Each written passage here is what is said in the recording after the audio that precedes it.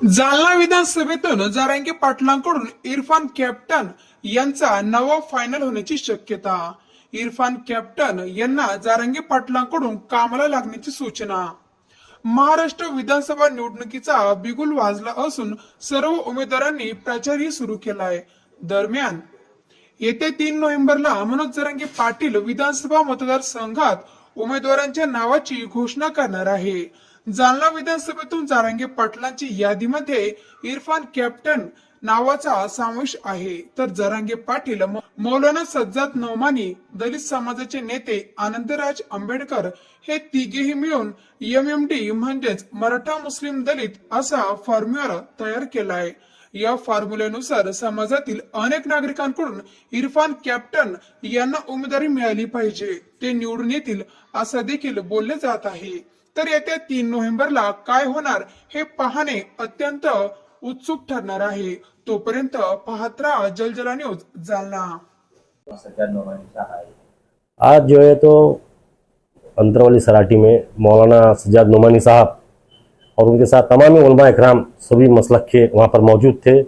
उसके साथ डॉक्टर राज रतन अम्बेडकर साहब और पाटिल साहब ने जो है तो तीनों को बुलाया वहाँ पर, जरंगे पाटिल साहब ने, और तीनों ने मिलकर कंबाइंड जो है तो प्रेस कॉन्फ्रेंस ली और MMD का जो है तो फार्मूला वहाँ पर तैयार हुआ. मराठा मुस्लिम दलित और OBC माइक्रो OBC भी बोले पाटिल साहब ने, सभी को साथ लेकर पूरी समाज को लेकर. पाटिल साहब का बोलना ये है कि भाई कोई एक समाज को लेकर जो है तो कैंडिडेट चुनकर नहीं आ सकता. समीकरण होना बहुत दिन से कोशिश कर रहे थे, आज बहुत अच्छा समीकरण हुआ और मौलाना साहब ने जो है तो मैं पहले मेरी तरफ से मुबारकबाद पेश करता हूँ मौलाना जनाब अली जनाब सज्जाद नौमानी साहब को, डॉक्टर राज रतन अम्बेडकर साहब को और पाटिल साहब को तो दिल की गहराइयों से कि उन्होंने इतना बड़ा काम किया कि तारीखी काम है. आज जो ये समीकरण हुआ है तो ये हमारे महाराष्ट्र की तारीख हिस्ट्री के लिए पॉलिटिक्स में बहुत बड़ा उछाल हो गया ये.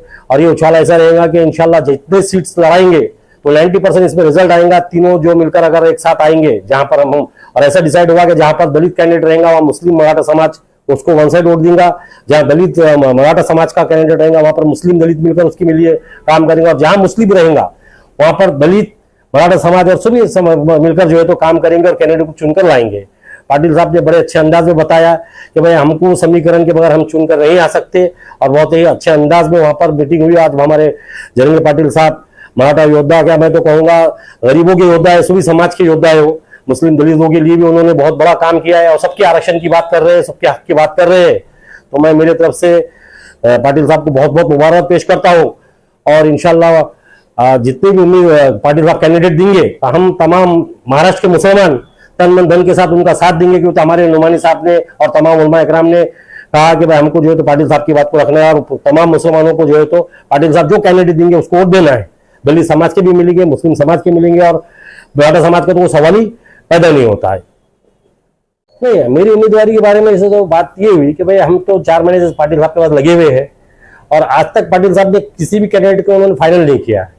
हर वक्त पाटिल साहब जो भी, और हमारा सबका ये है कि भाई पाटिल साहब जिसको भी कैंडिडेट बनाएंगे, चाहे मुझे हो चाहे किसी और को बनाए जालना से, तो हम सब मिलकर उसका काम करेंगे. तो किसी भी कैंडिडेट का, लेकिन 99% इंशाल्लाह मुस्लिम होने के नाते जालना में मुस्लिम 85,000 वोटिंग है और मराठा समाज है, दलित समाज है, OBC. तो इसलिए मेरी कोशिश ये है और मेरे को ऐसा लगता है कि पाटिल साहब मेरे को इंशाल्लाह मुसलमान होने के नाते मेरे को पहला देकर रेफरेंस पहला देंगे और इंशाल्लाह मेरे को किट मिलेगा, सिंबल मिलेगा और इंशाल्लाह हम कामयाब होंगे. इतनी अल्लाह से उम्मीद है.